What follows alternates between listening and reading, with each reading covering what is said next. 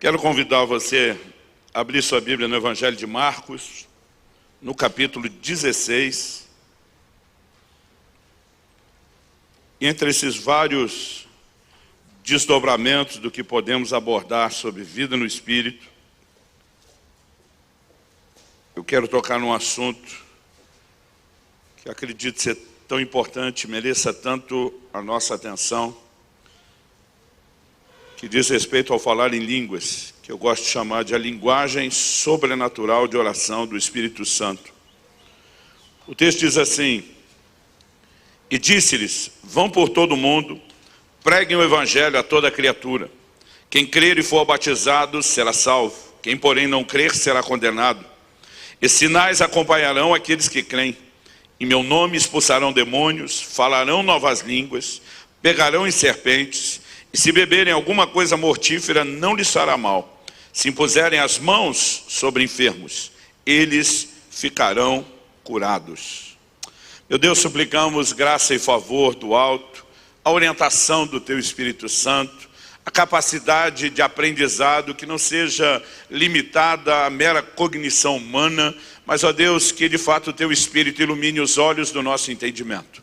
Que de fato o Senhor nos oriente, traga não apenas instrução, mas estímulo à fé, e que possa haver correspondência e prática da Tua palavra. Nós oramos em nome de Jesus. Amém. Bom, o Senhor Jesus, na perspectiva e na lente registrada aqui por Marcos, da grande comissão, porque nós temos detalhes complementares entre a de Mateus e a de Marcos. Depois de ordenar pregar o Evangelho por todo o mundo, ele diz que alguns sinais iriam acompanhar os que creem. Então a primeira pergunta é, o que significa os que creem? É só a gente olhar os versículos anteriores. Prega o Evangelho a toda criatura, quem crer e for batizado será salvo, quem não crer será condenado. Então os que creem são salvos. Aqui Jesus está dizendo de uns sinais que acompanhariam os que fossem alcançados pelo Evangelho, passassem a crer e fossem incluídos na família da fé.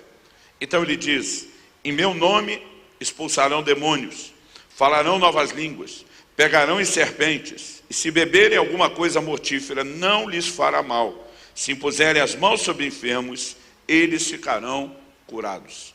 Nós entendemos isso como promessa, embora algumas vezes vejo pessoas tentando descredibilizar, tanto a cura, o ato de expulsar demônios, ou falar em línguas, como se nada disso pertencesse para hoje, em nome de uma doutrina chamada cessacionismo. E o argumento, com certo tom de zombaria de alguns, é: por que é que as pessoas não estão hoje pegando em serpentes ou bebendo coisa mortífera? Em primeiro lugar, Jesus nunca daria uma ordem literal para você ir lá e beber algo mortífero. Não seria coerente com o que ele acreditava e ensinava. Quando Satanás o tentou a pular do pináculo do templo, usando como base um outro texto fora de contexto, de que o Senhor o guardaria por meio dos seus anjos, Jesus responde, não tentarás ao Senhor teu Deus. Ele está dizendo que uma coisa é você entender que os anjos nos protegem de situações que fogem ao controle. A outra é um ato deliberado de provocar isso. Então, a promessa de Nosso Senhor não significa que você, para dizer estou vivendo ela, tem que beber veneno todo dia e dizer não, então isso é de verdade. Mas, obviamente, o contexto disso tinha muito mais a ver com situações inesperadas. O ponto é que quando chegamos no livro de Atos, nós temos um único caso de Paulo pegando em serpente e não sendo afetado pelo veneno dela. Então não dá para dizer que isso também não se cumpriu de forma literal, ainda que o quadro tenha sido acidental. Mas você vê os crentes falando novas línguas, expulsando demônios, curando os enfermos.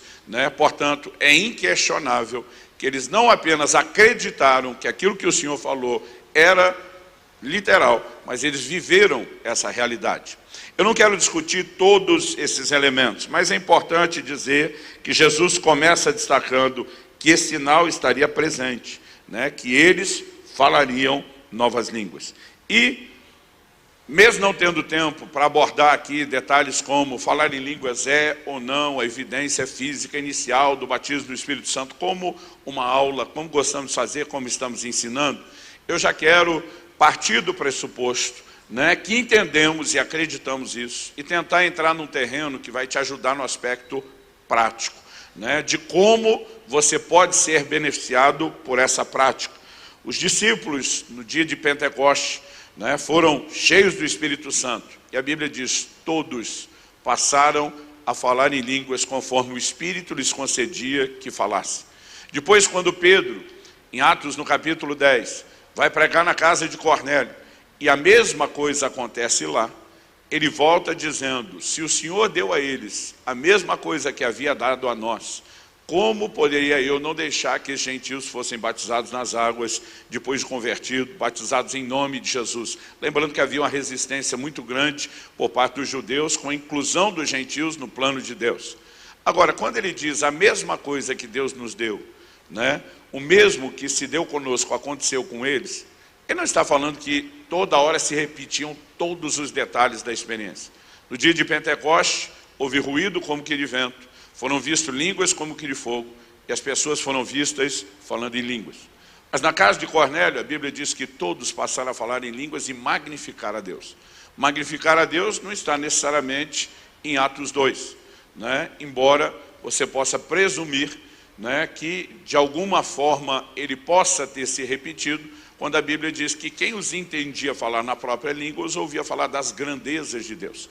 Mas sobre as grandezas, poderia apenas estar elogiando, louvando, exaltando a Deus, ou poderia estar anunciando o que de grandioso Deus oferecia aos homens. Então isso não é claro.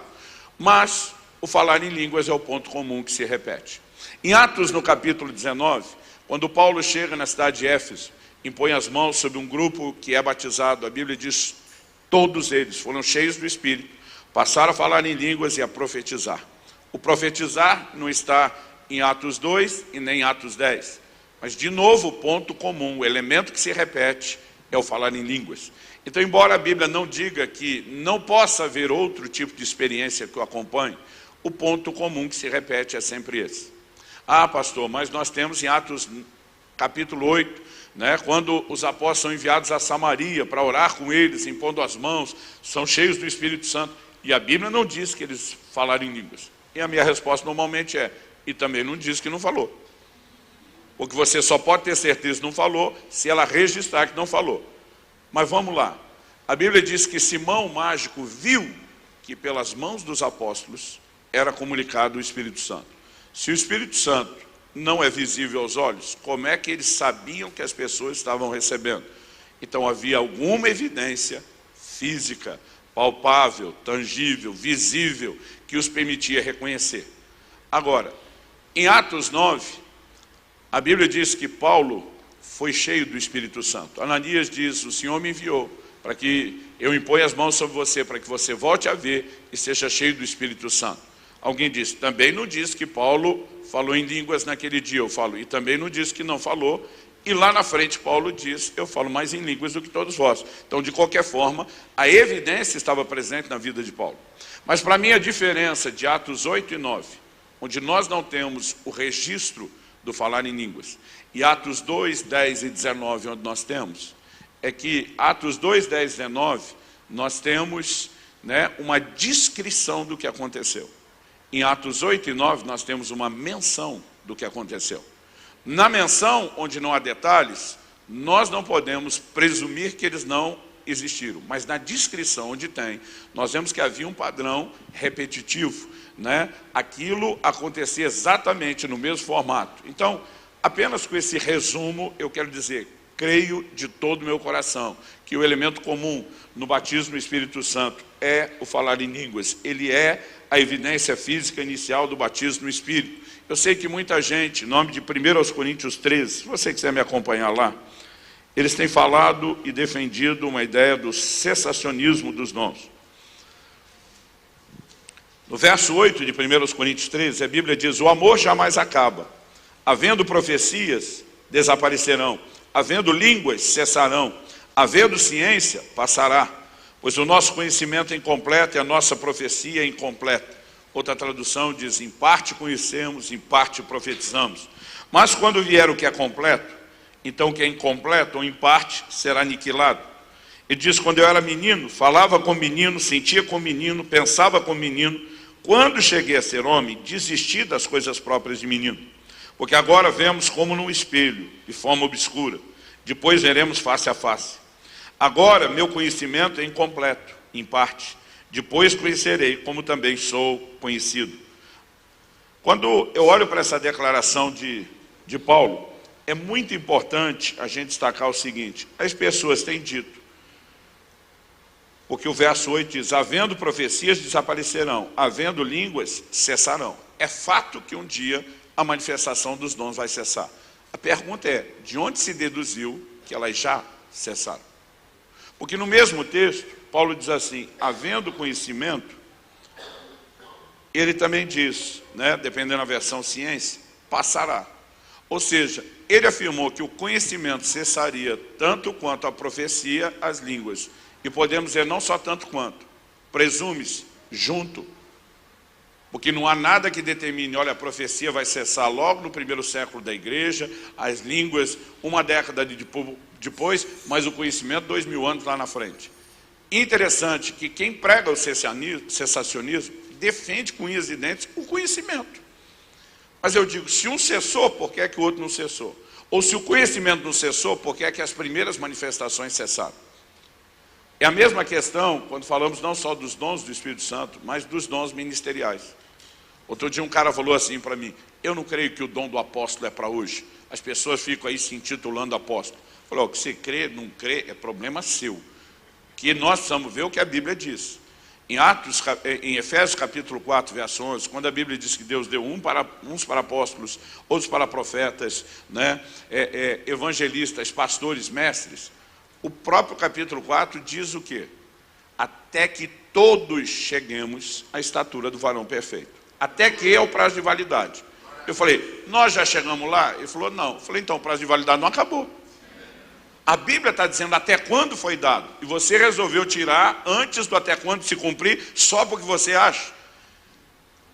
Uma dificuldade que eu tenho com algumas pessoas é porque a mentalidade sempre deveria ser: nós cremos naquilo que a Bíblia determina. Mas é comum você ver pessoas escolhendo o que elas querem crer, para depois de escolher o que elas querem crer, tentar fazer a Bíblia dizer o que elas resolveram acreditar. E isso acaba se tornando incoerente. Porque se a Bíblia que explica a Bíblia, normalmente esses posicionamentos acabam caindo. Agora, falei para ele, não creio que o dom apostólico foi extinto. Agora, no livro do Apocalipse o Senhor diz: vocês puseram à prova os que se dizem apóstolos e não o são, e os achaste mentirosos. Em primeiro lugar, se a igreja daquela época acreditasse que apóstolos eram só os 12, não ia provar os outros. Então eles acreditavam que o dom apostólico era abrangente e maior do que o dos 12 apóstolos do Cordeiro. Mas por outro lado ele diz: vocês colocaram alguns à prova e os acharam mentirosos. Em outras palavras, Jesus está dizendo, eles dizem que são, para mim não são. E uma vez que eu não os fiz apóstolos e eles estão dizendo que são, estão mentindo. Então o que eu falei para aquele camarada? Uma coisa é reconhecer que o dom do apóstolo é para hoje. A outra é se quem diz que realmente é aos olhos de Deus. Aí é outra conversa. Então, apesar de não poder defender o apostolado pessoal de alguns, nós podemos reconhecer que biblicamente não cessaram. Então a igreja ainda não cumpriu o seu propósito, a igreja não cumpriu a sua missão, ainda não chegou aquilo que nos foi dado e que se espera de nós. Não há razão para que as ferramentas que nos foram dadas para cumprir o propósito sejam tiradas. No entanto, eu percebo também, quando falamos a respeito do falar em línguas, que muita gente acabou defendendo a ideia de que ele é somente a evidência física inicial, quando ele é mais do que isso. Então vamos lá. Embora também seja, como ponto de partida, evidência física inicial, Paulo nos mostra que o falar em línguas é uma linguagem de edificação pessoal. Ele escreve em 1 Coríntios 14, e ele diz: o que fala em línguas edifica-se a si mesmo. A palavra edificar significa construir, crescer. Ou seja, existe crescimento, existe ganho, existe benefício com essa prática. Mas o que a gente precisa entender e reconhecer é que muitas vezes os crentes fazem do falar em línguas uma experiência: um dia eu quero ter, tive, aleluia, glória a Deus, não preciso mais disso. E o que eu e você precisamos entender, portanto, é que embora seja evidência física inicial do batismo no Espírito Santo, falar em línguas é mais do que isso. Uma pessoa que tomou banho pode dizer ao final do banho, antes de se enxugar, que a água no corpo dela é evidência do banho. Mas a gente limitar a definição de água só evidência de banho seria tolice. Porque a água é mais do que isso, ela tem outras utilidades, ela cumpre outros papéis, né? E a realidade do uso da água é muito mais abrangente. Eu posso dizer a mesma coisa em relação ao falar em línguas. Embora também seja a evidência física inicial, não se limita a isso. Mas, antes de explicar o propósito, eu queria começar fazendo uma distinção, e se você puder, me acompanhe em 1 Coríntios, primeira carta de Paulo aos Coríntios, no capítulo 14.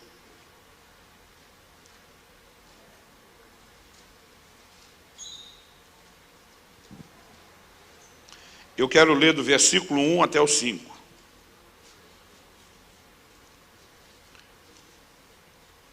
Ele diz assim: segui o amor e procurai com zelo os dons espirituais, mas principalmente que profetizeis. Pois quem fala em outra língua não fala a homens, senão a Deus, visto que ninguém o entende, e em espírito fala mistérios. Mas o que profetiza fala aos homens, edificando, exortando e consolando. O que fala em outra língua, a si mesmo se edifica, mas o que profetiza edifica a igreja. Eu quisera que todos vós falasseis em outras línguas, muito mais, porém, que profetizasseis. Pois quem profetiza é superior ao que fala em outras línguas, salvo se as interpretar, para que a igreja receba edificação. Paulo aqui está fazendo um contraste entre o falar em línguas e a profecia. E é importante que a gente perceba que ele estabelece nesse contraste, obviamente, uma conclusão ali no final do verso 5, que o que profetiza é maior, é superior ao que fala em línguas. Por qual motivo? Ele diz: o que fala em línguas edifica só a si. O que profetiza edifica toda a igreja. A utilidade da profecia, ou de quem profetiza, obviamente estende um benefício a um grupo muito maior. Então, ele começa, enquanto vai construindo esse raciocínio, a fazer uma distinção entre as duas práticas, né? Não é mera comparação, é contraste. Então tenta acompanhar comigo. No verso 2, ele diz que quem fala em outra língua não fala a homem, senão a Deus. Então vamos tentar elencar aqui algumas características. Normalmente, quando me organizo, né, para ensinar isso, eu projeto um gráfico para facilitar, mas vamos tentar. Ele diz que o que fala em línguas, o homem fala a Deus. Ele é muito claro. Então, verso 2, vamos repetir ali. Quem fala em outra língua não fala a homem, senão a Deus. Então, o homem não está falando com outro homem, ele está falando diretamente a Deus. Agora, ele diz, no verso 3, que o que profetiza fala aos homens. Então, enquanto que o que fala em línguas está falando com Deus, o que profetiza fala aos homens. Mas o que profetiza fala de si? Não. Ele fala da parte de Deus. Então, Deus, por meio dele, fala aos homens. Isso é um contraste. O homem fala a Deus, não fala em línguas. Deus fala ao homem na profecia. Depois ele diz assim, verso 4, o que fala em outra língua, a si mesmo se edifica. Ele diz que a prática do falar em línguas é edificação pessoal. Mas ele diz assim, mas o que profetiza edifica a igreja. Então profecia é edificação coletiva. Novamente ele está dando argumentos de que porque a profecia é maior. Enquanto nas línguas o homem só fala a Deus, na profecia Deus fala ao homem. Enquanto nas línguas o homem apenas edifica a si mesmo, na profecia toda a igreja está sendo edificada. Mas ele diz no verso 2, pois quem fala em outra língua não fala a homem, senão a Deus, visto que ninguém o entende. Por que ele edifica só ele? Porque não há um entendimento do que é falado que vá ter utilidade para os outros. Mas por que a profecia edifica toda a igreja? Porque pronunciada numa língua, né, inteligível, ela produz entendimento para todo mundo. Então nós temos pelo menos 3 contrastes. Primeiro, o homem fala a Deus nas línguas. Segundo, na profecia Deus fala aos homens. Em segundo lugar, no falar em línguas, ele edifica a si mesmo, edificação pessoal. Na profecia, edificação coletiva para todo mundo. No falar em línguas, em terceiro lugar, ninguém entende, mas na profecia todo mundo entende. Aí depois de usar esses argumentos, ele justifica, então o que profetiza é maior, é superior ao que fala em línguas. Só que ele diz assim, a não ser que também interprete. Ele diz, se essas línguas estão sem interpretação, profecia é maior. Mas se essas línguas tiverem interpretação, Pau a pau, está no mesmo nível. Logo, presume-se o quê? Que línguas sem interpretação são diferentes de línguas com interpretação. Por quê? Porque a interpretação vai dar outro tom. Se tem interpretação, não é mais só aquela declaração que ninguém entende. Agora, por causa da interpretação, todo mundo entende. Mas é só isso que muda? Não. Porque se o camarada aqui que está falando com Deus é uma linguagem de oração, ele está só pedindo alguma coisa e a gente interpreta, o que os outros saber o que eu estou pedindo vai edificá-los. A verdade é que línguas com interpretação têm uma natureza completamente diferente. Ela é igual à profecia, ela vale a mesma coisa que a profecia. Então, Deus fala ao homem por meio de línguas com interpretação, enquanto que línguas sem interpretação, o homem fala a Deus. São manifestações diferentes.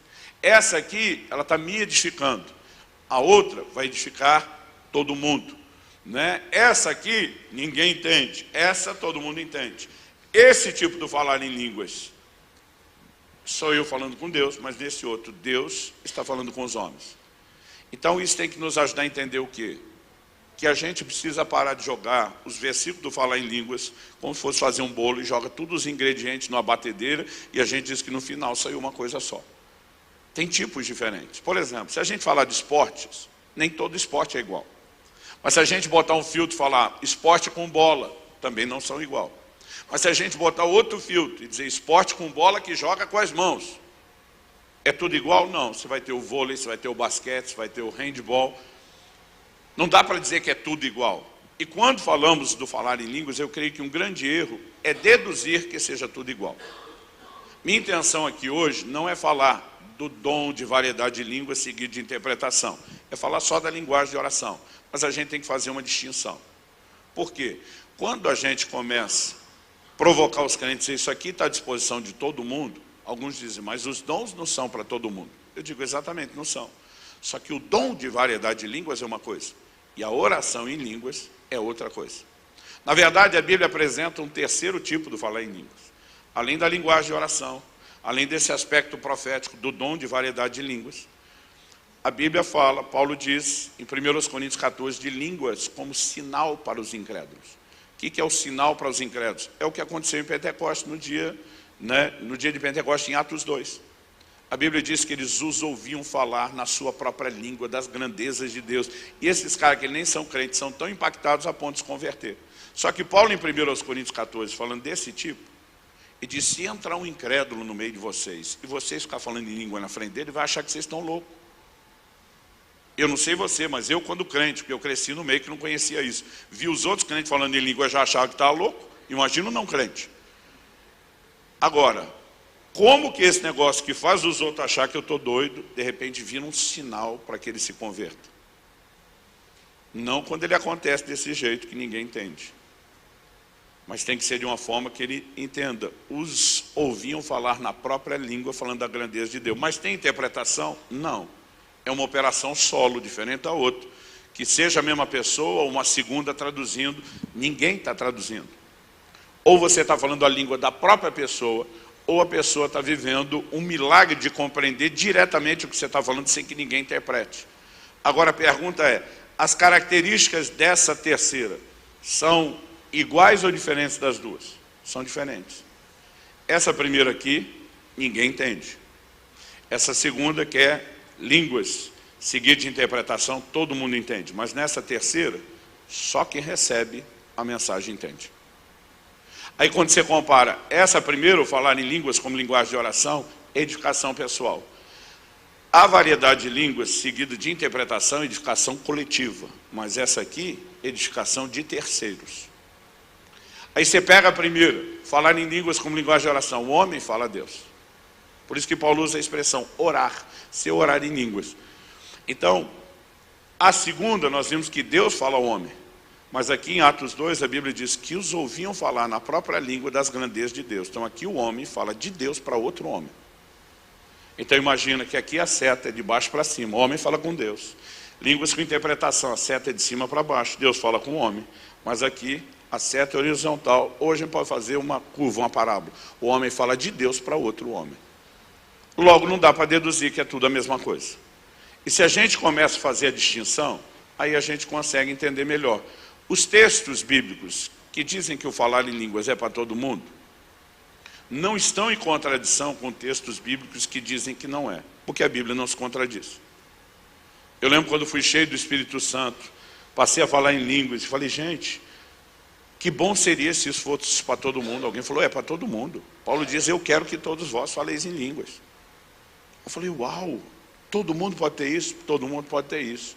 Aí quando encontrava o grupo que não cria, os caras, não. Olha a pergunta de Paulo lá, falam todos em línguas? E a resposta que está ali, né, embutida, implícita, é não. Aí eu falei, ixi, então não é para todo mundo. Aí voltava para essa turma e dizia, ó, eles disseram que não é para todo mundo, que tem aquele outro versículo. Mas o que ele falou do seu não falou nada, mas ele mandou dele. Então fala para ele que Jesus diz, esses sinais seguirão os que creem. É para todo crente. Eles disseram que tem dois. O que você tem a dizer? Bom, daquele não tem a dizer nada, mas esse aqui diz que não é para todo mundo. Aí eu voltava lá e dizia, olha, ele continua não respondendo o seu. Mas ele diz que os seus 2 versículos também não respondem o dele. Gente, esse negócio me enlouquecia. Eu lembro de um tempo, eu passei anos orando por isso, dizendo, Deus, quem está certo, quem está errado. Um dia o Espírito Santo falou comigo, os 2 estão certos e os 2 estão errados. Falei, como é possível? Ele diz, os 2 estão certos, olhando os versículos deles, que tem algo que é para todo mundo, e tem algo que não é para todo mundo. Os 2 estão errados, porque não separam os tipos. Observe o que está em questão, quando a Bíblia diz que não é para todos, e o que está em questão quando diz que é para todos. Sempre que você olhar os textos do que é para todos, linguagem de oração. Quando Paulo está falando de não ser para todo mundo, primeiro ele começa falando variedade de línguas, um dos 9 dons do Espírito Santo. E na sequência, quando ele pergunta, falam todos em línguas, ele emenda, interpretam todos? Ele está falando de línguas que são interpretadas. Essa não é para todo mundo. Então, se você não separa os tipos, você não consegue nem entender se é para todo mundo, você nem consegue entender, né, a maneira de funcionar. Então, esse tipo de línguas, a linguagem de oração, eu não preciso orar em público. Paulo diz, se tiver um incrédulo e todo mundo estiver falando em língua, em voz audível, vai assustar. Mas ele diz assim, fale consigo e com Deus. E significa o quê? Que eu posso fazer isso baixinho. Às vezes estou num avião, aquela bendita poltrona do meio, com 2 estranhos do meu lado. E eu fico ali bem baixinho. De vez em quando um quê? Não, nada não, senhor, desculpa.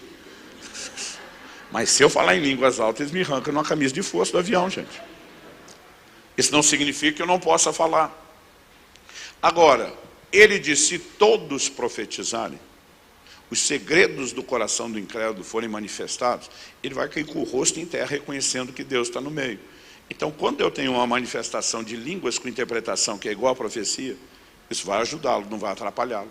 Que é o que aconteceu em Atos 2, porque ele entendeu. Porque se ele ficar me ouvindo falar uma coisa que ele não entende, isso não vai ajudar ele em nada. Então, você precisa de fato conseguir entender isso. Feita essa separação, essa distinção, eu quero encorajar vocês ao uso dessa primeira experiência, a linguagem de oração. E eu gostaria de apresentar para você alguns benefícios, porque Paulo diz que o que fala em línguas edifica-se a si mesmo. Então, que edificação é essa? Primeira coisa que eu gostaria de falar, antes de me aventurar a tentar trazer um pouco de luz e entendimento, é que a grande verdade é que nós não temos a necessidade de entender como a edificação acontece. A gente só tem a necessidade de praticar aquilo que a Bíblia nos propõe. Em Marcos, no capítulo 4, no verso 26, Jesus diz, o reino de Deus é semelhante a um homem que plantou uma semente, e ela brota sem ele saber como. A semente não brota pelo tanto que você entende de germinação. Ela brota se você plantar. Não importa se quem plantou é um engenheiro agrônomo com todas as especializações possíveis sobre germinação, ou é alguém leigo como eu e a maioria de vocês que não entende nada de germinação.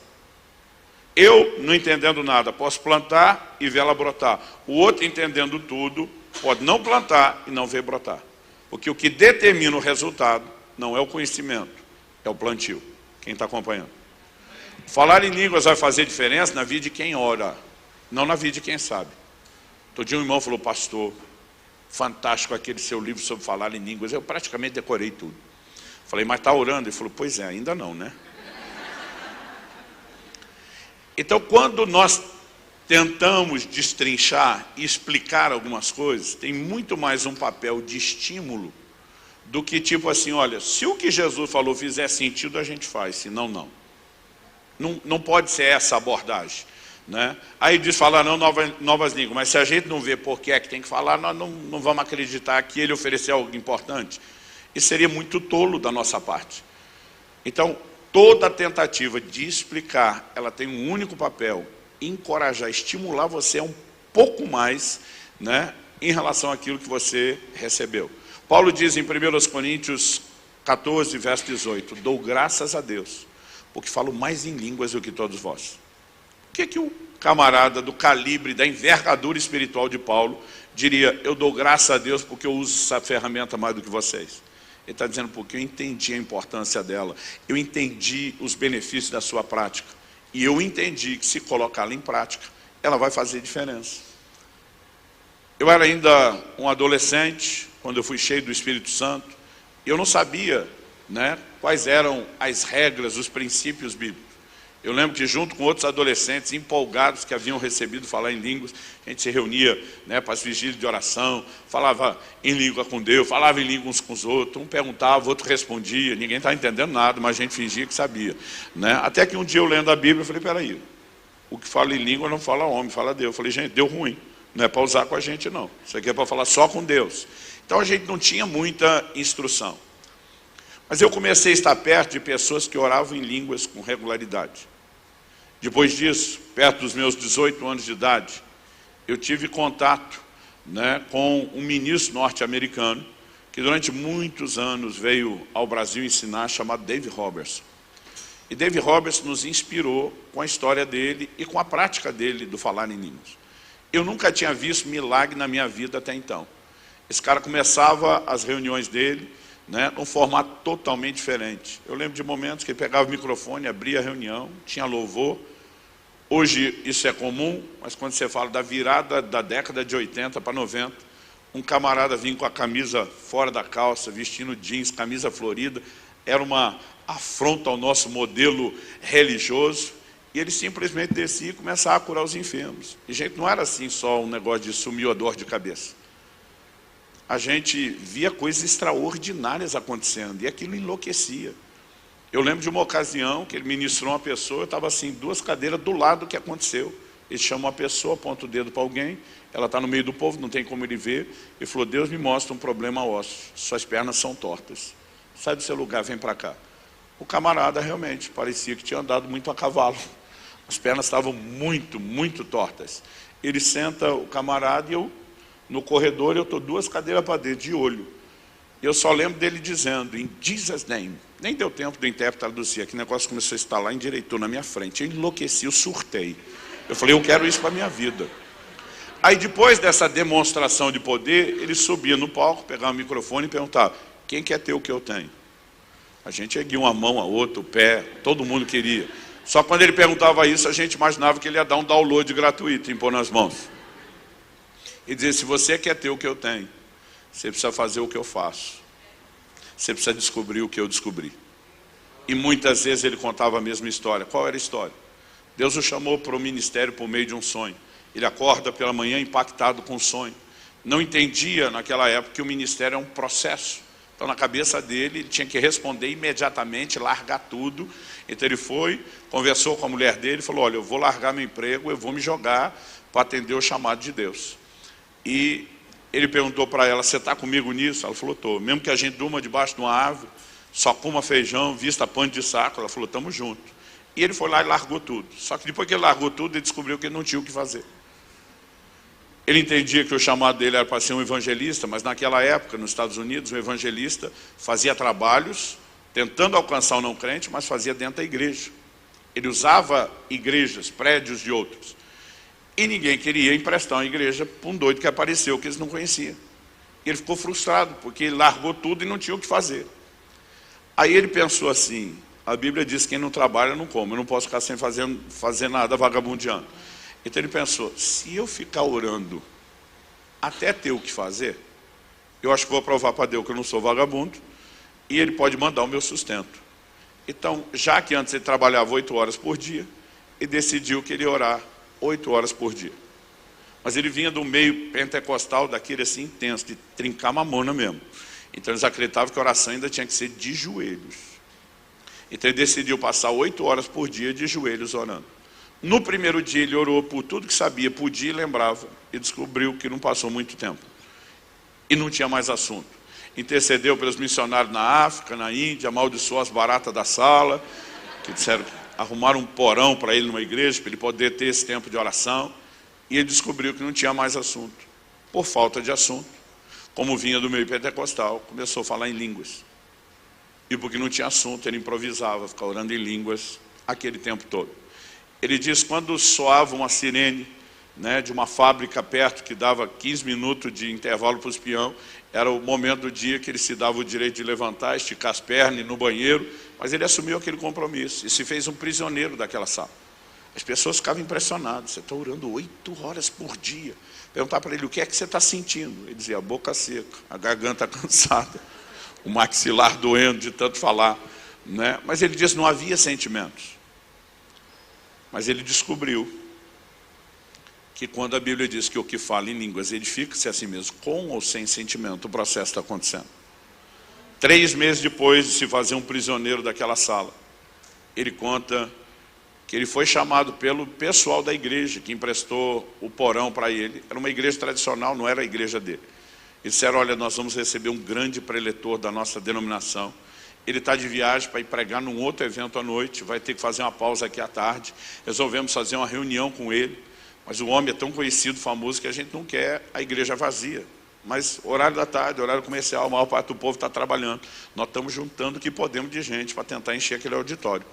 E hoje nós vamos cobrar o aluguel da sala que você usa. Você tem que subir para a reunião e ajudar a fazer presença lá. Ele pensou, acho que Deus não vai se importar de eu parar de orar um pouco para ouvir a palavra dele. E subiu. E diz que quando começou a reunião era tudo muito diferente do que ele conhecia, porque era muita formalidade. Servindo um cafezinho para todo mundo. Ele achou aquilo muito chique, tomou o cafezinho dele. Mas daqui a pouco, quando o homem foi finalmente anunciado e começou a falar, ele disse que era muito chato, porque o homem lia o sermão todo. Ele vinha do meio pentecostal, onde as pregações eram, né, muito intensas, e ele achou aquele negócio muito sem graça. Mas ele está ali, tentando ser educado, prestar atenção, mas de repente ele teve uma visão. E nessa visão ele via como fosse uma chapa de um raio-x. E ele via o desenho do osso de uma perna, um fêmur. Ele via a cabeça do fêmur, né, com muita clareza. E ele brinca que pensou que alguém botou alguma coisa no café. Porque assim, abriu o olho, fechava o olho, não importa. A visão, o raio-x estava lá diante dele. Ele sabia inexplicavelmente que aquela perna, ela não me lembro exatamente a medida, fazendo a tradução, mas de 6 a 8 centímetros menor do que a outra, que ele não via no raio-x. Ele sabia de uma artrite na cabeça do fêmur, só olhando aquilo, ele sabia aquilo tudo. Ele disse que ele não conseguia entender o que estava acontecendo, porque nunca tinha tido uma experiência dessa. Mas enquanto ele está ali no dilema, tentar entender, ele olha bem para a mulher que está do lado dele, segurando 2 muletas, e ele pergunta para ela, a senhora tem um problema de artrite na cabeça do fêmur? Ela disse, tenho. A senhora usa muleta porque uma perna é menor do que a outra. A diferença é essa? A mulher disse, é. Ele disse que deduziu. Ele vira para ela e diz, posso orar por você? E a mulher diz, pode. Mas pode, de um crente tradicional, é quando você chegar em casa e for orar antes de dormir, lembra de mim. Posso orar por você, de um pentecostal? É aqui agora. Quando ela disse pode, ele pulou na frente dela, agarrou as pernas dela e começou aquela oração barulhenta. Em nome de Jesus! E o cara que está falando no meio da prédica assusta com aquilo e manda o pastor auxiliar interromper a bagunça. Mas ele disse que o pastor auxiliar foi muito lento. Quando chegou lá, a perna da mulher já estava esticando e crescendo. Essa mulher saiu correndo, pulando, dançando na igreja, todo mundo conhecia ela, aquele negócio foi surpreendente, assustou todo mundo, e ela está fazendo festa e todo mundo está olhando. O irmão David Roberts disse que ele mesmo assustado, impressionado com aquilo, sem entender, né, o que tinha acontecido, ele nunca tinha visto nada semelhante. E de repente essa irmã que está fazendo festa, ela para e diz, gente, me ocorreu algo. Se Deus fez por mim, vai fazer por vocês. Quem tiver precisando de cura, Ele vai orar por você.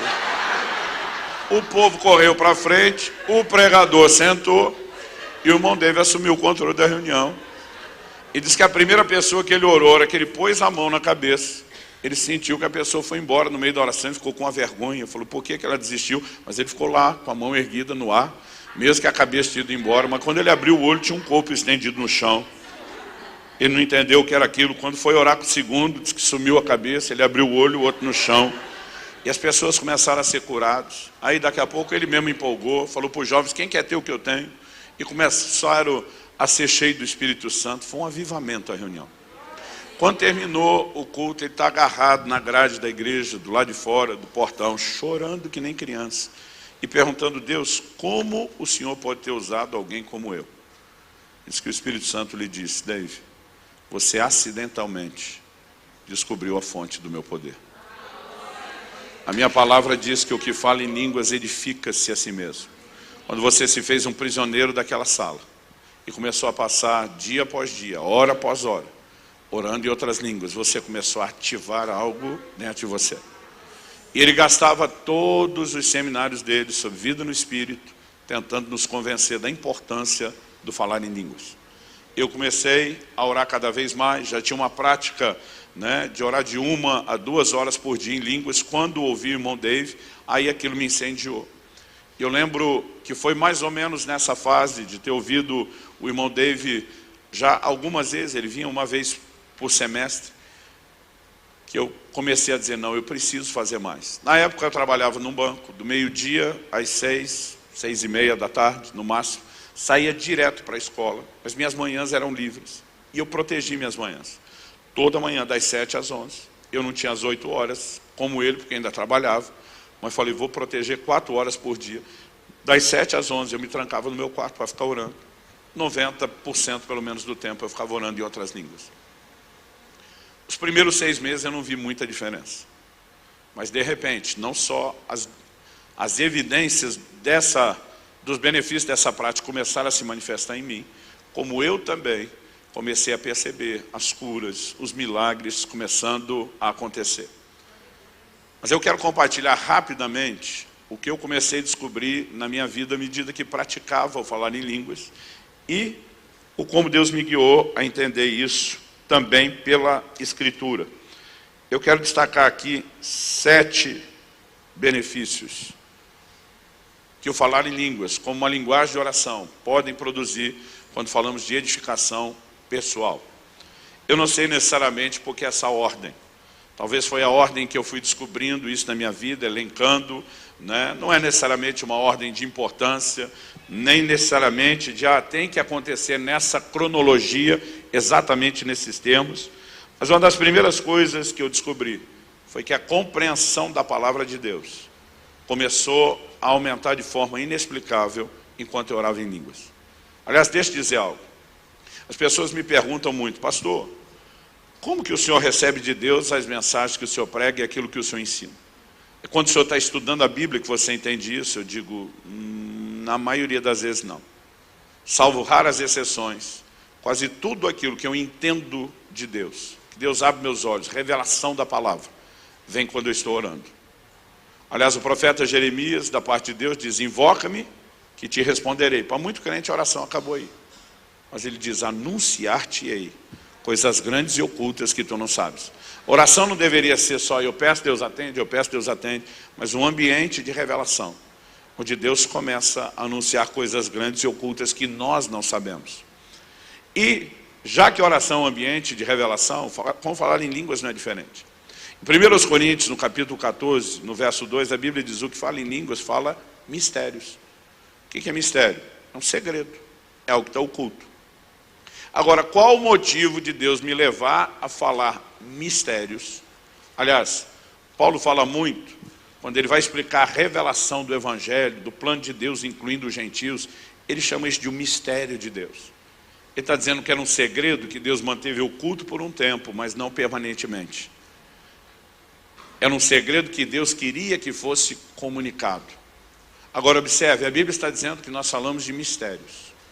Nossa mente não entende o que nós estamos falando. Mas a Bíblia diz o que fala em línguas em espírito, ele ora. E o lugar da compreensão dos mistérios de Deus é exatamente no nosso espírito. A Bíblia diz o homem natural, 1 Coríntios 2,14, não entende as coisas do espírito. Natural ali, a palavra traduzida é psíquico. Vem de psique, que é a mente. Ou seja, nós com a nossa razão não vamos entender as coisas do Espírito. A Bíblia diz porque elas se discernem espiritualmente, o que não é diferente com as verdades da palavra de Deus. A gente pode ter momentos de uma reflexão racional, como aqui, explicando falar em línguas. Mas é diferente quando o assunto brilha, resplandece lá no seu espírito. Você tem uma revelação, o impacto que isso tem é muito diferente. E aí, um dia eu comecei a prestar atenção em Isaías, no capítulo 28.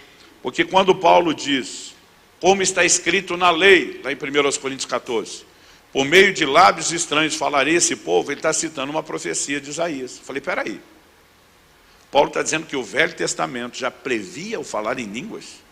Ele aplicou isso pelo Espírito Santo, dizendo que tinha a ver com falar em línguas? Falei, vamos ver o que esse texto diz. Me acompanha lá, Isaías 28, a partir do verso 1.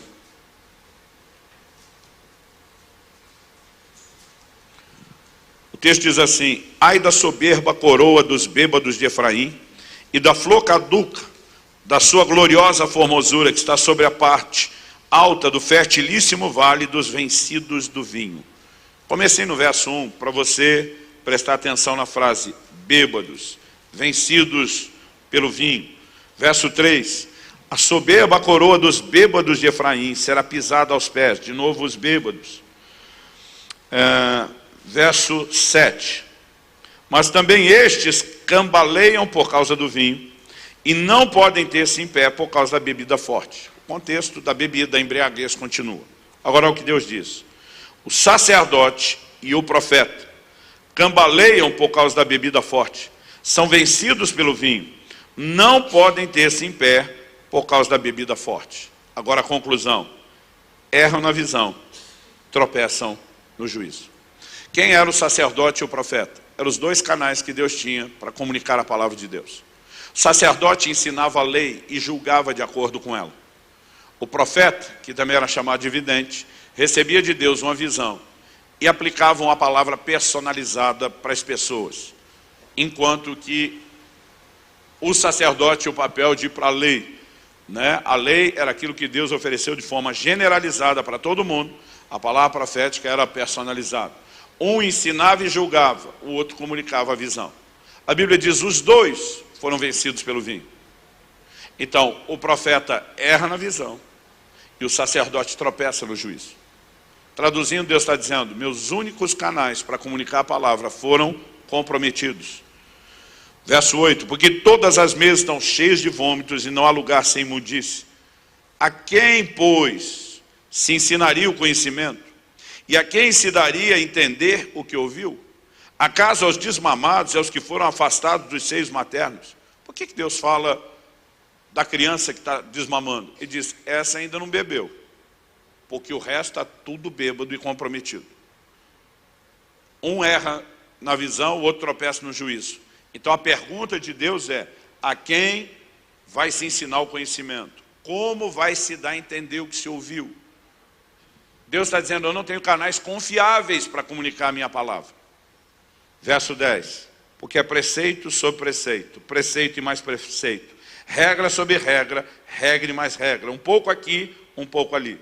Em outras palavras, há muito a comunicar. Mas no verso 11 Deus diz, pelo que por lábios gaguejantes e por língua estranha falará o Senhor a esse povo, ao qual disse, este é o descanso, dai descanso ao cansado, este é o refrigério, mas não quiseram ouvir. Assim, pois, traduzindo desse jeito, dessa maneira, a palavra do Senhor lhe será sobre preceito sobre preceito, preceito e mais preceito, regra sobre regra, regra e mais regra, um pouco aqui, um pouco ali. Então Deus está dizendo, eu não estou conseguindo comunicar, eu perdi os canais, eu vou criar uma outra opção. E a Bíblia está dizendo, por meio de outras línguas, falará o Senhor a esse povo. Deus está dizendo, farei dessa manifestação futura da nova aliança, o falar em línguas, um meio de que a minha palavra seja comunicada. E ainda que ela não esteja sendo explicada por alguém, profetizada por outro, o que a Bíblia está sinalizando é que há uma conexão entre a compreensão da palavra e a prática do falar em línguas. Uma das primeiras evidências que eu comecei a ver na minha vida foi que depois de muito tempo orando em línguas, de repente, as escrituras se abriam. né? Outro dia um camarada falou assim, cara, eu acho fantástica assim, sua percepção, sua mente é muito brilhante. Eu falei, não me ofenda. Eu falei assim, eu queria dizer que eu tenho esse QI. Eu fico com vergonha quando as pessoas elogiam, porque eu pego isso tudo pronto. Eu não posso dizer que fui eu que descobri. Esse negócio não vem quando eu estou lendo, estudando, arrazoando. Esse negócio vem quando eu estou orando. São percepções espirituais. Não posso aceitar um elogio como esse. Eu vou concordar com você que pelo menos não sou burro. Eu fico brincando com essas coisas. Eu digo, mas não me bote nesse nível de inteligência, porque isso aí realmente me deixa envergonhado e constrangido. Eu e Deus sabemos que não tem a ver com inteligência. Mas eu percebi que quanto mais me dedicava à oração em línguas, mais a revelação da palavra brotava. Conhecimento revelado. É lógico que nós temos que resumir, senão não dá tempo de falar de 7 aqui. Segunda área, edificação da fé.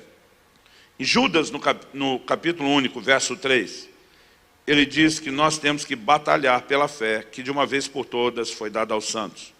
Mas no verso 20, ele diz, vós, porém, amados, edificando-vos na vossa fé santíssima, orando no Espírito Santo. Pastor, mas a Bíblia diz que a fé vem por ouvir a palavra. Pois é, e orar no Espírito Santo te faz entender a palavra. Qual a consequência da compreensão da palavra? Que a sua fé vai ser fortalecida, vai ser edificada. Gente, eu não tinha fé para quase nada.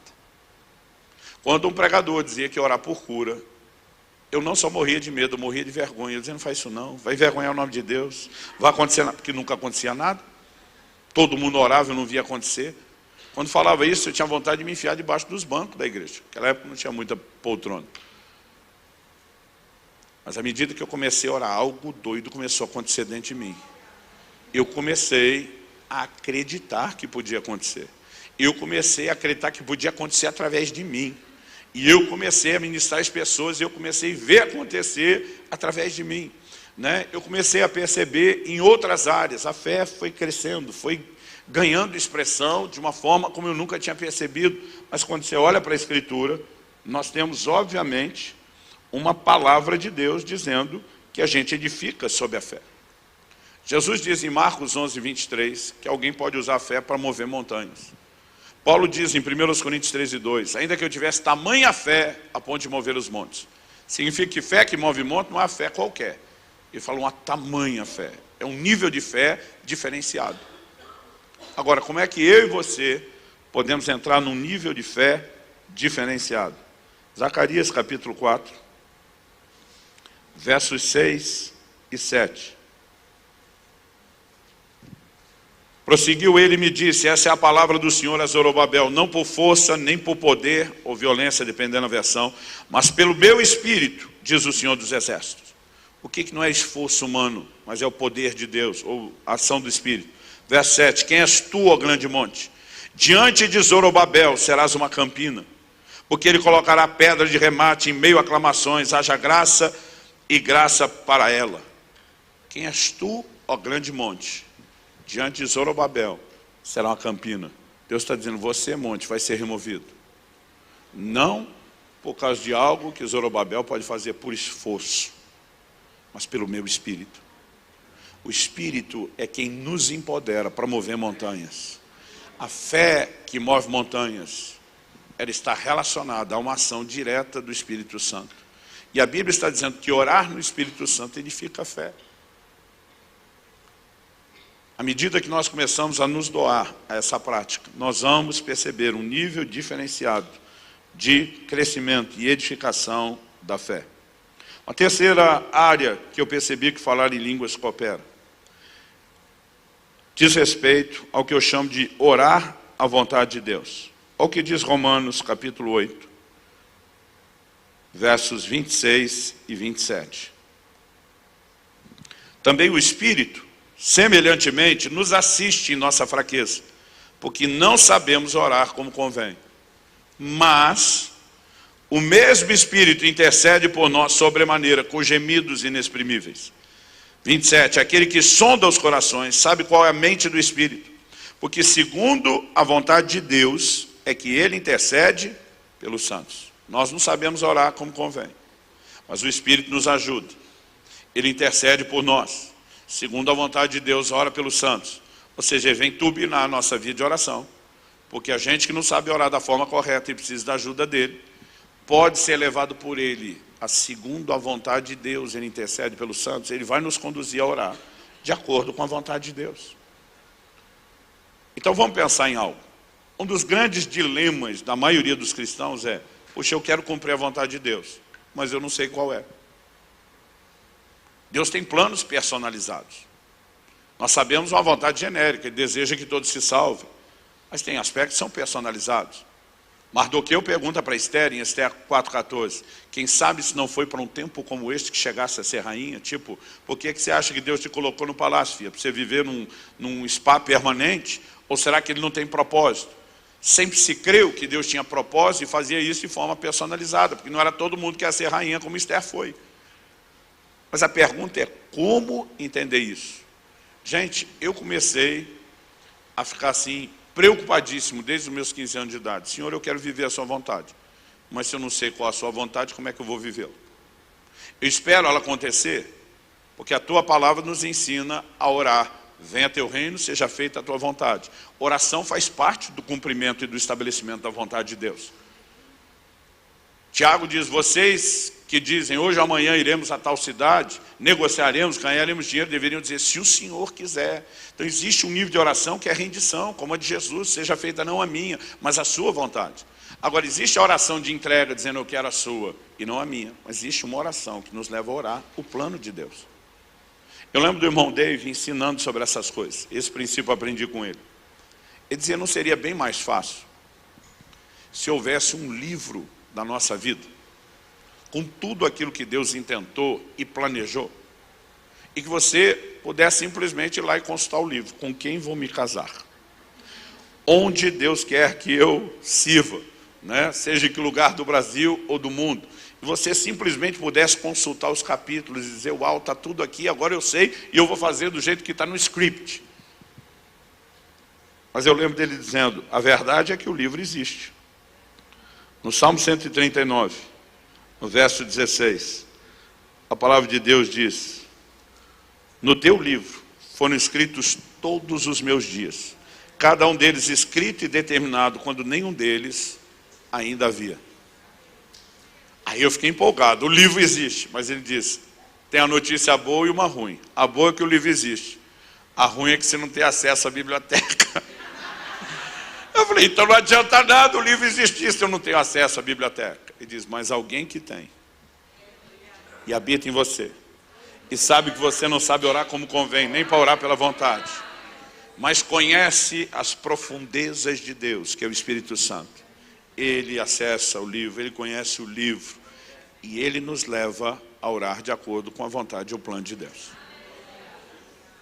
Eu não sei te explicar, mas desde aqueles momentos que eu passei a orar muito em outras línguas, eu tinha uma impressão muito forte, desde que eu era solteiro, que quando eu casasse eu teria 2 filhos, um menino e uma menina. E foi exatamente o que aconteceu. Eu tinha impressões muito claras sobre questões que estão se cumprindo hoje na minha vida, desde a época de solteiro. E muitas vezes eu ficava: essa impressão é uma sinalização ou imaginação? Eu dizia: o tempo vai mostrar. Mas mesmo não sabendo o que seria da minha vida, eu gastava muito tempo dizendo: Senhor, não sei orar como convém, mas eu confio na linguagem de oração do Espírito Santo, daquele que me leva a orar o plano e a vontade de Deus. E muitas vezes eu vi Deus corrigir o curso das coisas, simplesmente porque havia rendição contínua. E mesmo quando na falta de entendimento estava para tomar decisões erradas, Deus interferia naquilo, porque havia um volume de oração, dando a ele o direito de intervir e trazer sujeição. 4ª área: sensibilidade espiritual. Eu lembro que as pessoas diziam assim: não, eu sinto no meu espírito. Eu dizia: o que é esse negócio? Sinto no meu espírito. 1 Tessalonicenses 5:23 diz: o vosso espírito e alma e corpo sejam guardados irrepreensíveis para a vinda de nosso Senhor e Salvador Jesus Cristo. Mas antes disso, Paulo diz: e o Deus da paz vos santifique em tudo. O que é em tudo? Outras traduções dizem: o Deus da paz santifique o vosso ser inteiro, completo, espírito, alma e corpo. O ser completo é espírito, alma e corpo. E algo que eu e você precisamos de fato entender é que com o corpo nós temos consciência das coisas naturais, materiais. Eu consigo tocar e sentir a caneca, eu bebo a água, ela sacia minha sede, a secura do paladar. O corpo me permite ter contato com o mundo natural. Na minha alma, que é a sede da razão, dos pensamentos, da emoção, dos sentimentos, né, da vontade, o lugar onde fazemos escolhas, eu e você temos consciência de nós mesmos. Mas como é que temos consciência de Deus e das coisas espirituais? No nosso espírito. Jesus diz, Deus é espírito, importa que os seus adoradores o adorem em espírito. Paulo escreve aos Coríntios e diz, aquele que se une ao Senhor é um só espírito com ele. Agora, o relacionamento com Deus se dá na dimensão do espírito. Mas a maioria de nós não tem sensibilidade espiritual. Por quê? Porque isso é algo que se cultiva. Quando você nasceu de novo, foi o seu espírito que foi regenerado. Mas a Bíblia compara a gente a um bebê recém-nascido, que precisa de crescimento, precisa de desenvolvimento. Então não só o espírito precisa crescer e desenvolver, mas nós precisamos também criar percepção e sensibilidade nele. Por que precisamos disso? Porque é o lugar onde todo o nosso relacionamento com Deus acontece, inclusive onde eu e você teremos a liderança do Espírito Santo. Romanos 8,16 diz o quê? Que o Espírito testifica com o nosso espírito que nós somos filhos de Deus. Mas muita gente diz, pastor, como é que eu consigo separar o meu espírito, o lugar da direção de Deus, do testemunho de Deus, da minha alma, das minhas emoções? Como saber se isso não é uma coisa da minha mente, que eu mesmo estou pensando, ou que eu estou sentindo? Porque os dois são parte do homem interior. A Bíblia divide o homem em três partes, espírito, alma e corpo. Mas também divide em duas, homem interior, homem exterior. O exterior é o corpo. O interior é a composição dos outros dois, espírito e alma. Tente imaginar assim, o tabernáculo de Moisés tinha três partes, o átrio, o lugar santo e o santo dos santos. Mas para quem olhava de fora e de cima, ele só via o quintal da casa, que era o pátio, e a tenda da revelação, que era a parte coberta. A tenda era subdividida em dois ambientes por um véu. Então lá dentro você dizia dois ambientes, lá de fora você dizia um só. Um olhar externo diz homem exterior e interior. Um olhar detalhado diz o interior se subdivide em dois, espírito e alma. Hebreus 4,2 diz que a palavra de Deus é como uma espada afiada de dois gumes, que penetra ao ponto de dividir juntas e medulas. Juntas e medulas são a mesma coisa? Não. Mas estão bem unidos? Penetra ao ponto de dividir juntas e medulas. Penetra ao ponto de dividir espírito e alma. Embora não seja o mesmo, eles estão tão unidos. E apenas algumas ferramentas, como a exposição constante à palavra de Deus, nos ajuda a separá-los. Mas Paulo diz que o que ora em línguas, em espírito ora.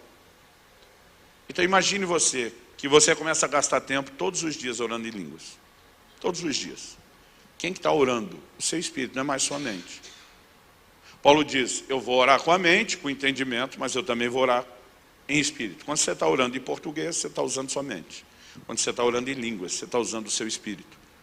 Sua mente está bem exercitada, mas seu espírito nem tanto. E à medida que nós começamos a exercitar o espírito, isso nos permite desenvolver o quê? Sensibilidade para o direcionamento de Deus.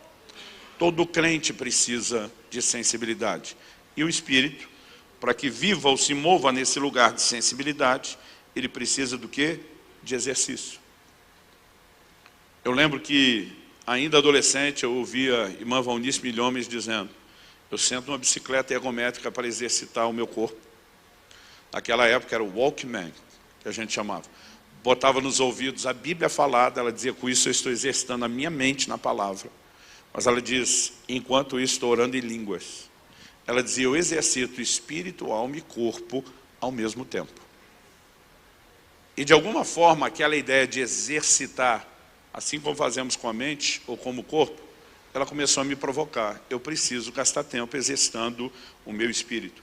E eu confesso, na minha própria vida, isso tem me ajudado a ter sensibilidade espiritual para muito direcionamento de Deus. Quinta área. Nós citamos Romanos 8, 26 e 27. E nós vimos que o Espírito nos ajuda na nossa fraqueza. Depois ele vai falar de não sabemos orar como convém, vai falar de orar à vontade de Deus. Mas se você pegar dali fraqueza para trás, não só Romanos 8, o 6, o 7, toda a discussão, está falando de velha e nova natureza e a briga que temos com a carne. Eu descobri que a oração em línguas também vai nos ajudar a vencer a carne. Porque se por um lado nós temos que deliberadamente mortificar a carne, por outro, nós temos que nos fortalecer na consciência da nova natureza, para que ela possa subjugar a velha. Quem para a carne não é a própria carne. Às vezes a gente entende errado o domínio próprio. Tem que dizer não, e você acha que a própria carne é que vai parar ela mesma? A carne não quer parar, ela não quer se sabotar. Romanos 8,3 diz, se pelo Espírito, nova natureza, mortificados os feitos do corpo. Quem para a carne é o Espírito. A carne não quer parar a si mesmo. E é por isso que muita gente não é bem sucedido na empreitada de vencer a carne, porque está tentando vencê-la por ela mesma. Só uma forma de você vencer a carne, pelo Espírito, lugar da nova natureza, onde os recursos divinos se manifestam. E aqui eu e você precisamos entender que exercitar e estimular o Espírito, junto com a oração pela fraqueza da carne, que muitas vezes não conseguimos vencer, a oração é uma ferramenta importantíssima. Jesus nos ensinou a orar, não nos deixe cair em tentação. Ele diz, vigiai e orai para que não entreis em tentação. Aqui a Bíblia diz que o Espírito nos ajuda na fraqueza, não sabemos orar como convém, nem para vencer a fraqueza da carne, mas Ele intercede por nós. Então, não só é a nova natureza no Espírito que subjuga a carne, mas a oração é o recurso para vencê-lo, e o Espírito vem para empoderar a vida de oração e nos ajudar a vencer. Então, para mim as conexões estão aí muito claras a respeito do assunto. Mas foi uma das primeiras áreas que eu comecei a ver grande diferença na minha própria vida, foi justamente essa capacidade de poder vencer, frear, né, a inclinação da carne. Eu e você precisamos compreender que o nosso espírito, ele tem prazer nas coisas de Deus. Paulo diz, no tocante ao homem interior, tenho prazer na lei de Deus. Sua nova natureza quer obedecer à palavra, quer andar nela. Quem quer pecar é sua carne. Eu aprendi logo cedo que a carne não converte, ela tem que ser parada. Seu espírito quer orar, quer buscar a Deus. Quem não quer é a sua carne. Jesus diz, a carne para nada aproveita, o espírito é o que vivifica. Quando Jesus diz, o espírito está pronto, lá no Getsemane, os discípulos não estão conseguindo orar, Jesus diz, vigiai e orai para que não entreis em tentação. O espírito, na verdade, está pronto, mas a carne é fraca. As pessoas usam a expressão, a carne é fraca, fora do contexto. Ela tem a fraqueza para ceder algumas coisas, sim. Mas ele, ali, naquele contexto, ele está dizendo que ela era fraca para quê? Para buscar Deus. Eles estavam com sono, eles não conseguiam. O que é que Jesus está dizendo? Seu espírito anseia Deus. Seu espírito quer Deus. Seu espírito quer orar. Tem prazer na lei de Deus, como diz Paulo. Quem que se indispõe? É a carne. Gente, vamos falar sério. O cara passa o dia inteiro trabalhando de pé. Bebe água feito um camelo. E praticamente não vai no banheiro. Mas chega na igreja, a hora que finalmente ele descansa e está sentado, levanta 4 vezes na hora da palavra para ir no banheiro. Você vai me dizer que isso é normal? A maioria de nós virou noites em claro, antes da conversão, antes de servir a Deus. Alguns em balada, outros assistindo filme, maratonando seriado, conversa, rindo, né, em velório, que é engraçado, que mesmo em velório a turma consegue contar piada e rir.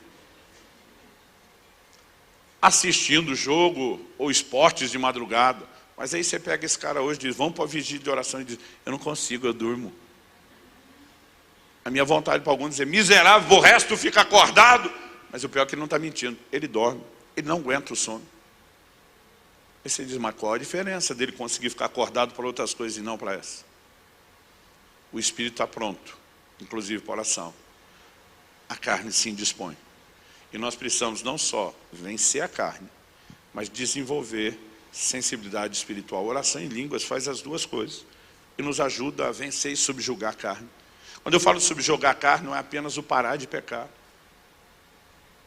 As disciplinas espirituais me ficaram muito mais fáceis depois de gastar tempo orando em línguas. À medida que eu exercitava o meu espírito, buscando a Deus, eu também percebia que eu conseguia vencer a carne. Eu conseguia ter disciplina para a leitura bíblica, disciplina para a oração, né? Porque você recebe um empoderamento divino para isso. Quando Paulo diz, o que fala em línguas edifica-se a si mesmo, tem um processo de crescimento. Tem algo que vai gerar acréscimo e benefício em você. Quem está entendendo, diga amém. A sexta área, intercessão. Nós vimos que em Romanos 8, 26 e 27, a Bíblia diz que não sabemos orar como convém, o Espírito intercede por nós. A Bíblia diz, segundo a vontade de Deus, Ele intercede pelos santos. Orar a vontade de Deus é uma coisa inegociável. 1 de João, capítulo 5, verso 14 e 15. Porque se sabemos que pedimos alguma coisa segundo a sua vontade, Ele nos ouve. E se sabemos que Ele nos ouve, temos certeza de que adquirimos aquilo que dEle temos pedido. Então, uma forma certa e segura de conseguir resultado da oração é orar segundo a vontade de Deus. Como orar segundo a vontade de Deus? Uma das maneiras de fazer isso é orando a palavra que expressa e revela a vontade de Deus. Mas nós precisamos entender que outra é orando em espírito. Muitas vezes eu tenho dito às pessoas, né, que eu vou para um momento de oração e diz, Deus, eu não sei orar como convém por isso. Não é que eu não sei suplicar, não é que eu não sei usar a fé, não é que eu não sei, né, orar em nome de Jesus. Eu não sei o que o Senhor quer dessa situação. Eu não sei o que no final das contas o Senhor quer fazer. E já que eu não sei, eu não vou escolher para onde ir. Mas eu escolho me sujeitar ao Senhor. Além de, com a minha mente, com o meu entendimento, eu ficar orando, seja feita não a minha, mas a tua vontade. Eu confio na linguagem de oração do teu Espírito Santo. Eu vou me render ao Espírito Santo. E apenas passar a orar em outras línguas, para que a tua vontade seja feita. Eu lembro do irmão Dave, contando algo engraçado, e a gente ria muito. Ele falava do crente que vai orar em línguas, achando que ele controla o que ele está orando. E ele está lá orando em línguas, o tempo todo pensando num carro novo, Senhor, preciso de provisão, preciso de algo melhor. E ele está lá orando em línguas. Na cabeça dele ele só pensa no carro novo. E ele descrevia uma cena de 2 anjos, né? Dizia, já que no céu não deve ter um bar, ele falou, eu imaginava um café, ele falava. 2 anjos tomando um café e vendo o crente falar em línguas. Como Paulo diz, ainda que eu fale a língua dos homens e dos anjos, acredita-se que no falar em línguas você pode falar tanto línguas humanas como angelicais. Ele pegou esse gancho e disse que os anjos ouvindo o cara orar em línguas entendendo. E eles riam, mas riam que não conseguiam nem tomar o café. Um olhava para o outro e dizia, ele acha que está orando por um carro novo. E o outro rindo de voz, sabe de nada, inocente. Oração em línguas, ela tira você do controle. E ela dá o controle daquilo pelo qual você ora, a Deus. Só que você está orando mistérios, coisas que você não sabe, que você não entende. Então nem você está acompanhando a oração que o Espírito Santo, por meio de você, está fazendo. Mas você começa a orar de acordo com o plano e a vontade de Deus. Quem está entendendo? Isso nos ajuda também na intercessão por outros. Então, voltei um pouco naquele assunto de orar a vontade de Deus, mas agora eu quero pegar aqui a questão da intercessão. Eu e você podemos orar por pessoas que nós não sabemos que estão com problemas. Nós podemos orar por pessoas que nós não conhecemos. Eu compartilho no livro que eu escrevi sobre isso, Falar em Línguas, de uma experiência que a pastora Lígia, lá de Londrina, teve anos, décadas e décadas atrás, no início do seu ministério. Eles tinham um momento de meia hora antes do culto para orar. E tinha uma sala grande embaixo do púlpito, onde a maioria dos intercessores ia para orar. Diz que naquele dia ela foi tomada pelo espírito de oração. Eu gosto quando Zacarias fala do Espírito Santo como espírito de súplicas. Ele que vem turbinar a nossa vida de oração. E diz que ela começou a orar em línguas, ela foi sendo tomada naquilo. E ela diz, não era uma visão, mas na mente dela, ela lembrava de um jovem da igreja. A única coisa que ela lembra de passar pela mente dela, um jovem na igreja. Ela orou, que ela achou assim, uns 10, 15 minutos muito intenso. Quando ela terminou de orar, na verdade, o culto já tinha acabado. Ela não ficou 10 ou 15 minutos. Ela, além de ficar toda a meia hora do momento da oração, ela ficou as 2 horas e tanto do culto. Quando terminou de orar, o culto já tinha acabado. E aí ela foi perguntar para o marido, você viu fulano, que era o jovem que ela lembrava? Aí disse, ele não apareceu na igreja hoje. Ela disse, eu acho que eu estava intercedendo por ele. Porque eu fui envolvida num espírito de oração, de súplica. Eu clamava, eu orava em outras línguas, eu sabia que o Espírito Santo estava lá, intercedendo por mim, mas assim, me passava ele pela mente. Ela falou, a gente mal tem contato e relacionamento com esse rapaz. Eu acho que o Espírito Santo estava sinalizando que era isso. Ele falou, vamos esperar e ver o que o tempo diz. No dia seguinte, a segunda-feira, na hora do almoço, o jovem bate na porta da casa deles. E quando os pastores abrem, ele entrega uma lata de estracnina, de veneno. E diz, ontem, perto da hora do culto, eu não só não fui na igreja, mas eu ia me matar. Eu não estava aguentando o peso dos problemas e da pressão. Ele diz, mas eu não sei explicar como. A glória de Deus me invadiu quando eu estava para fazer isso. E uma voz me disse, não faça isso. Você vai vencer. Ele diz, eu estou sozinho, eu não consigo. O Senhor disse, eu não te deixei, você não está sozinho. Eu levantei uma pessoa que está orando por você nesse exato momento. E é só por causa das orações dela que isso tudo está acontecendo. Ele disse, eu consegui vencer aquilo. A esposa do pastor falou, quem estava orando por você era eu. E contou os detalhes. Ele chorava que nem criança. Hoje é um pastor servindo a Deus. E essa vida foi guardada, foi poupada. Então orar à vontade de Deus não é importante só para nós. Ela é importante em caráter de intercessão. De cobrirmos a vida de outros de oração. Muitas vezes eu sinto o impulso de Deus de orar por alguém. Eu não sei pelo que orar. E eu começo a orar em outras línguas. E há momentos onde Deus até pode revelar algo pelo qual Ele quer que você ore. E há momentos que Deus vai dizer mais ou menos assim, não é da sua conta, o problema é do outro. Você só me ajuda, né, de maneira que eu possa interferir, de maneira que eu possa resolver. Quem está entendendo? Sétimo e último lugar. Em 1 Coríntios, no capítulo 14, no versículo 17, não estou dizendo que esses são os únicos benefícios, mas são aqueles que com clareza eu tenho enxergado na Bíblia. Como o Espírito Santo é comparado a um candeeiro, que no Antigo Testamento tinha 7 lâmpadas, eu acho, né, muito interessante, porque era um único candeeiro, uma só peça de ouro batido, mas tinha 7 lâmpadas. Eu acho muito sugestivo isso. De repente a gente imaginar que a linguagem de oração do Espírito Santo tenha áreas distintas que se complementam, mas não posso garantir que seja essa a definição das 7 lâmpadas. Verso 17. Então, vamos começar no 16. Se tu bendisseres apenas em espírito, como dirá o indouto amém depois da tua ação de graças? Diz que não entende o que diz. Paulo está explorando aqui, quem fala em línguas, os outros não entendem. Ele diz, imagina que você vai dar graças, orar pelo alimento, e você ora em línguas. Ele falou, como é que o outro vai dizer amém? Como é que o outro vai concordar com você se não sabe o que você está falando? Mas olha o verso 17.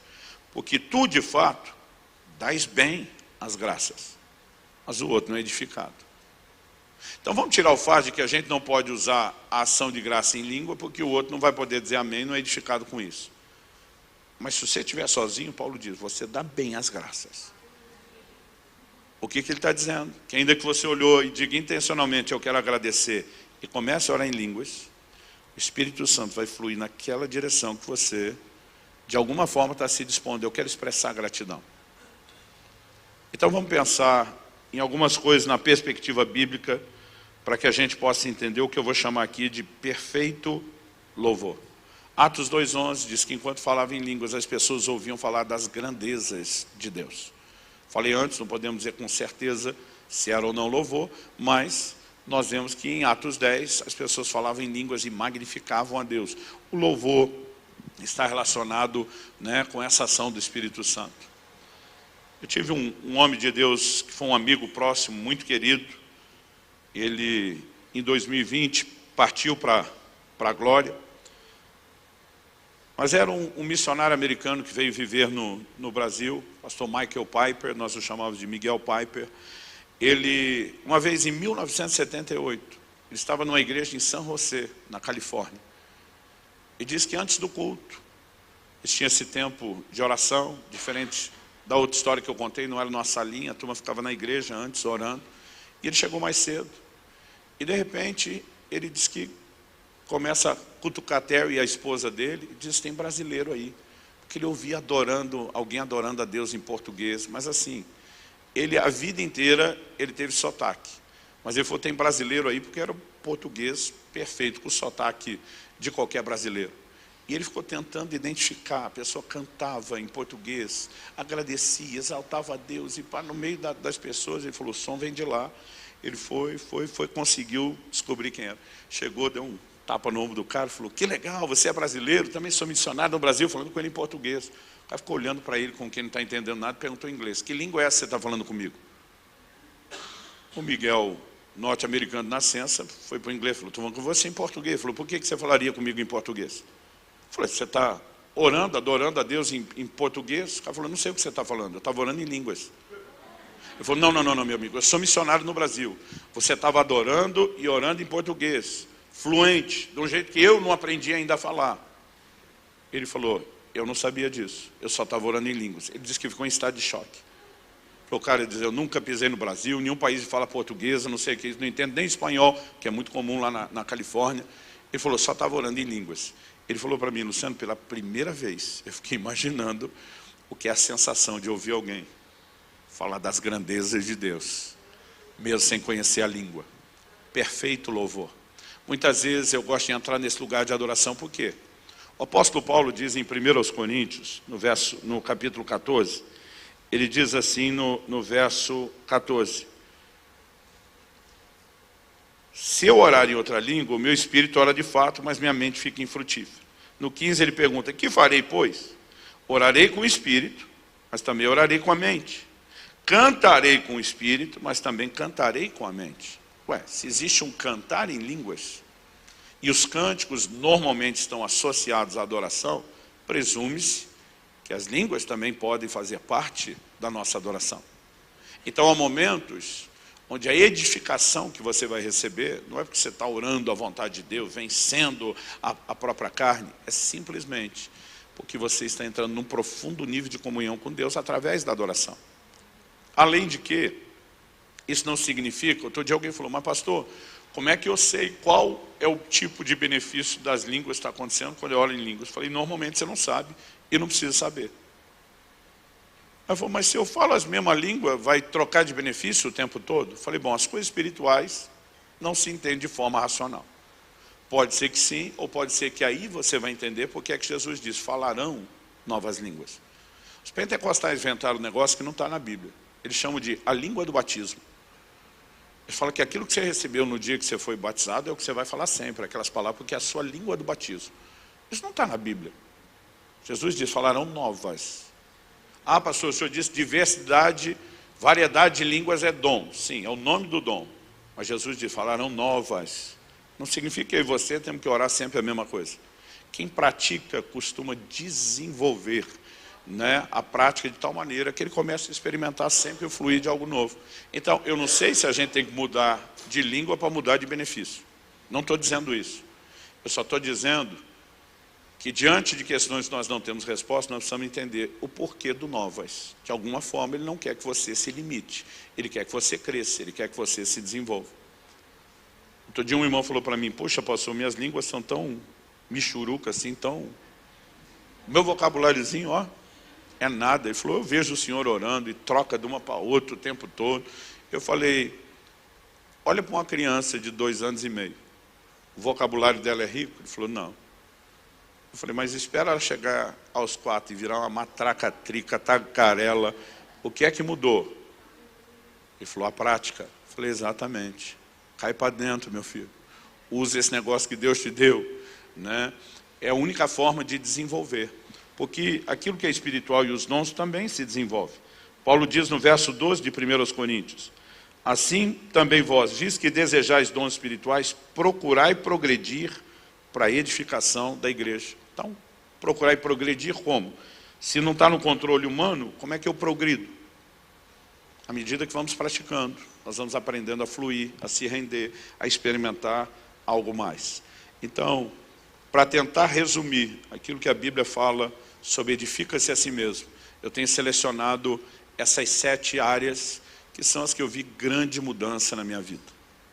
Mas eu gostaria de pegar uma parte final aqui para a gente encerrar, que diz respeito à maneira como eu e você vamos usar isso. O crente, de uma forma especial, o latino, e de uma maneira mais especial ainda o brasileiro, ele gosta de sentir as coisas. Mas deixa eu dizer, Paulo diz, se eu orar em línguas, o meu espírito ora, mas minha mente está sem fruto, sem entendimento. A mente não participa disso. Por que eu quero destacar isso agora? Quando eu comecei a gastar tempo orando em línguas, eu ficava em crise. Porque às vezes eu estava orando em línguas e minha mente divagava. Estava lá orando em línguas, daqui a pouco estou pensando, quem é que ganhou o jogo ontem? Eu dizia, meu Deus, não posso pensar nessas coisas, estou orando.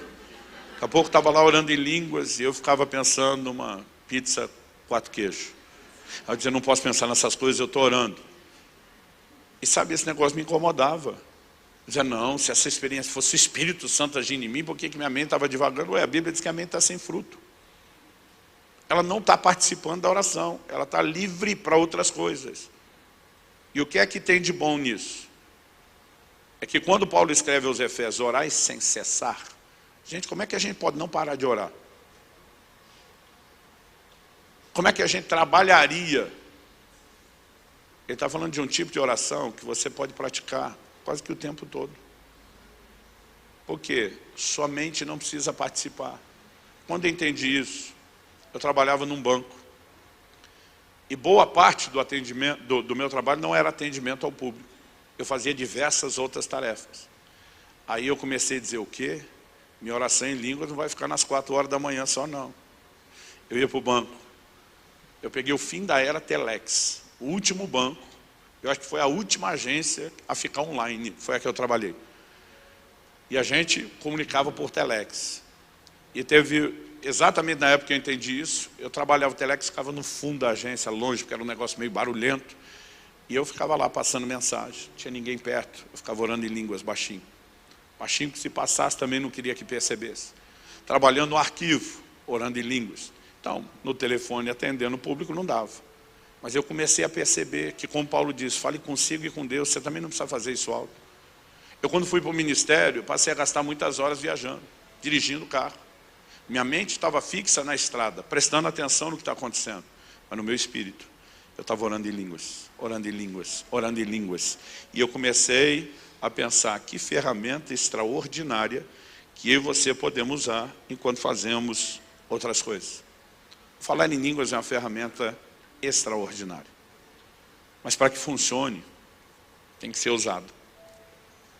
Anos atrás, eu não sei se eu digo anos atrás, ou se eu digo quilos atrás, porque eu já fui bem mais pesado. O irmão um dia, cheio de misericórdia e compaixão por mim, me deu de presente uma bicicleta ergométrica. Daquela você pedala, não vai a lugar nenhum. E eu lembro que encontrei ele uns 6 meses depois, e como dizem que a melhor defesa é o ataque, fui para cima primeiro. Falei, aquele presente que você me deu, está funcionando não. Ele falou, como é que é? Eu falei, eu sei que você queria que eu emagrecesse. Mas eu estou do mesmo tamanho. Ele falou, percebi. Eu falei, mas aquele presente que você me deu não está funcionando. Eu não perdi 1 quilo depois que você me deu aquela desgraça. Aí ele olhou e falou, pastor, mas o senhor está pedalando quanto por dia? Eu olhei para ele e falei, era para pedalar? Foi, virou um cabideiro lá no meu quarto.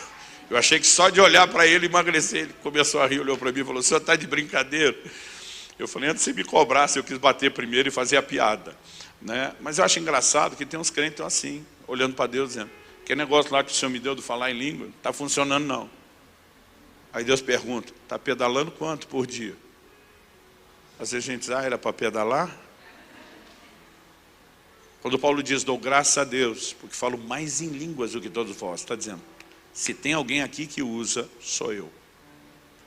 E se tem alguém que é grato a Deus por ter entendido e usado, sou eu. Eu sei que o ministério tem fases diferentes.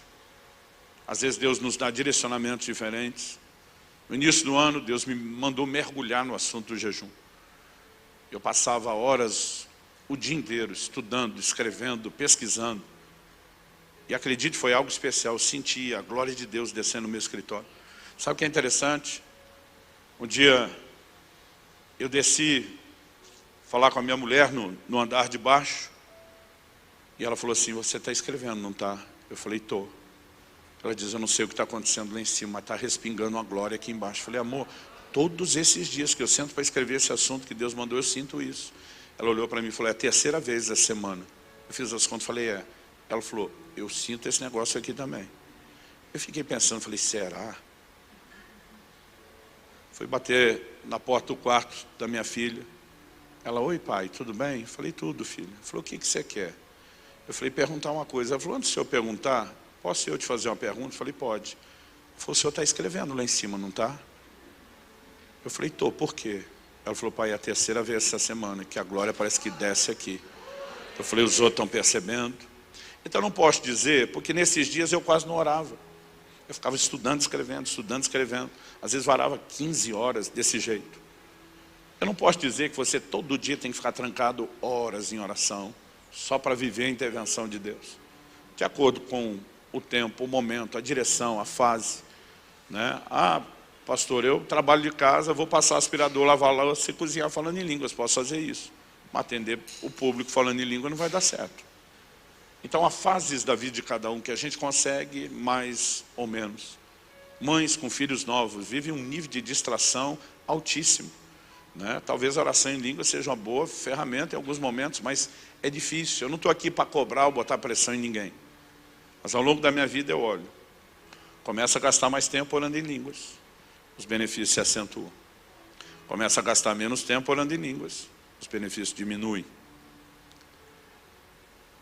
Então, algo que eu tenho percebido, a gente precisa simplesmente aprender a criar uma disciplina, a criar uma entrega, a criar uma rendição, onde a gente possa crescer. Você não vai na primeira vez trancar e ficar 4 horas. Eu não consegui. Não conheço ninguém que conseguiu. Se conseguiu, era muito frustrante. Mas à medida que nós vamos praticando e praticando, e às vezes é mais fácil você fazer que nem na academia. Não adianta chegar no primeiro dia puxando peso. Mas à medida que você vai criando condicionamento, você vai aumentando a carga, você vai aumentando a frequência dos exercícios. Então você pode começar a se obrigar. Eu me obrigava. Eu teve uma época que eu dizia, eu não preciso passar as 4 horas só no quarto. Eu posso aproveitar meu tempo fora e render. Sabe o que eu fiz? Eu comecei a usar um cronômetro. Entrava no carro, começava a orar em língua, ligava o cronômetro. Paramos no posto, abastecer, vai parar. Eu parava o cronômetro. Voltava para a estrada, ligava o cronômetro. Pastor, tem que ficar cronometrando? Não, mas na época me ajudou a criar condicionamento. Eu dizia, eu quero orar pelo menos 6 horas por dia. E eu não vou conseguir ficar 6 horas trancado, mas eu quero me condicionar a isso. Então há formas e maneiras de você fazer isso, e você pode pedir a Deus que te dirija, te dê sabedoria.